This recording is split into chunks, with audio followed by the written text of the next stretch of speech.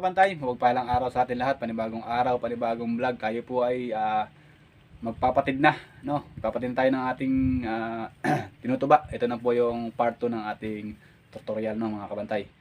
So nakaraan po kasi hindi tayo nakapag-vlog dahil nasira yung ating cellphone, mga kabantay, no? Kaya matagal tayo hindi nakapag-upload, no? Ang unang upload ko ay yung sa manok, no, mga kabantay. So ngayon, magpapatid tayo ng ating mga sinikaran ng nakaraan. Bali dalawang siga na tayo, no? Kasi nung nakaraan, napatid na natin yun. Kaya hindi natin na i-vlog.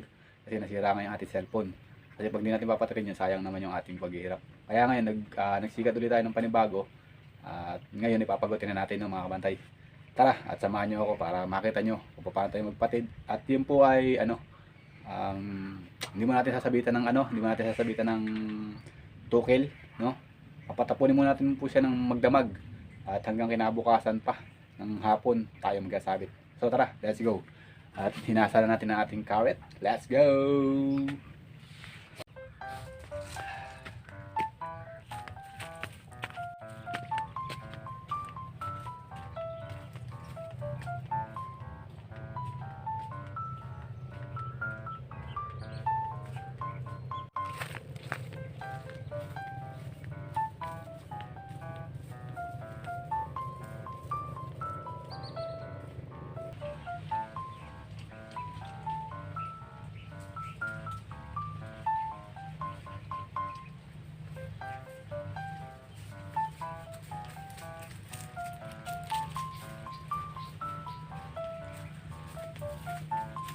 Kaya nga mga kabantay, dito na po tayo sa ating papagutin ng mga puso ng sanipa. So tara, ere lang sa likod.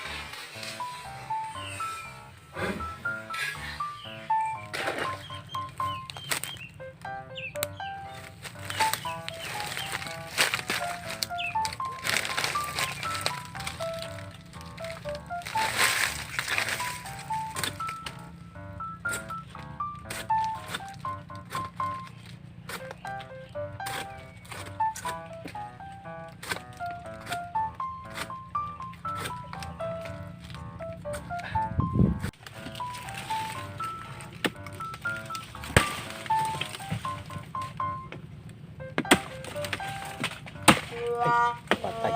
Kaya.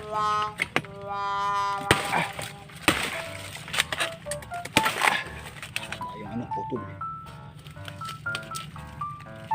Aray ko po.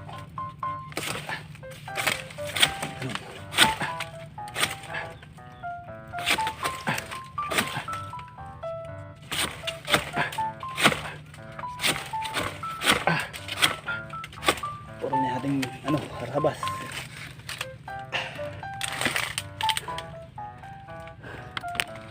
Yan o.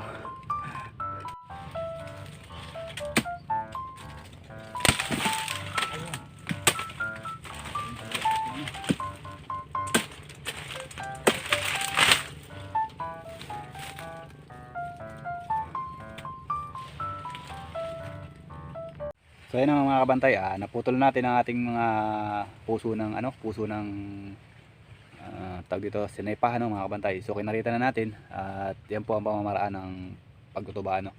So sa unang karet, kahit ilang karet po mga kabantay, kahit mga 12 or 15, no. Basta importante ay nakaritan, no. Pagkatapos naman nun, kumartuloy kayo kinabukasan ng maga at ano tawag dito, ganun pa rin, no. Kung mahina ang tulo, karitan lang uli ng mga 15 or 10 na lang, ganyan. No, yan ang klase ng ano, ng pagtutuba mga kabantay, no. At sana po ay may natutunan kayo kahit paano sa aking tutorial mga kabantay. No, at yung iba, kailangan no sa atin ay yun nga po pala, ipapakita ko sa inyo, no. Kailangan sa atin matalim ang ating ano, ang ating pamputol, no. Kasi pagka hindi matalim ang ating pamputol at pag pinaga po natin siya sa pinakapuso ng ano, sanga at ng ano, puso, ano, sa sanga, ay pag hindi tumalab agad, maano siya, maninisnis ng mahaba, no. Kaya masisira yung ating pangarit, no. Kaya kailangan, no, matalim yung ating pantataga. Yan. Ito ay nagamit na natin kaya medyo mapurol din natin, iasa na maganda, no. Kaya kailangan, no, sa ganitong ano, ang ganitong paggamit ay matalim. Pagkuputulo ng puso, ano, mga kabantay. Yan po ang isang ano ko, kasi pagka po hindi agad siya tinalaban at naduluhan lang o nagitnaan mahigit, no. Makikita niyo po yung ano, yung pinaka ano niya, biglang hahaba, ano, yung ano, maninisnis. Yan po ang kailangan nating ingatan, yung manisnis yung ating kakaritan, no. Siguro hanggang dito na ang aking vlog. Dito na po yung pangalawang tutorial ko sa aking pagtutuba, no. Sa next vlog ko po, papakita ko na po sa inyo kung tayo nakakuha na ng suka or tuba na gagawin natin suka. Yan mga kabantay.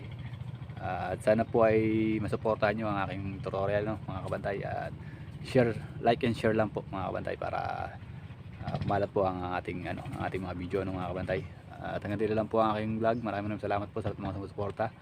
At sa lahat po ng hinihingi-skip mga, maraming salamat po. Ako po ngayon lang po ulit nakapag-vlog. Sinulit ko lang po, no, dahil nasira nga po ang ating cellphone. So hanggang dito lang po. Maraming salamat po sa lahat. Bye bye mga chuk chuk.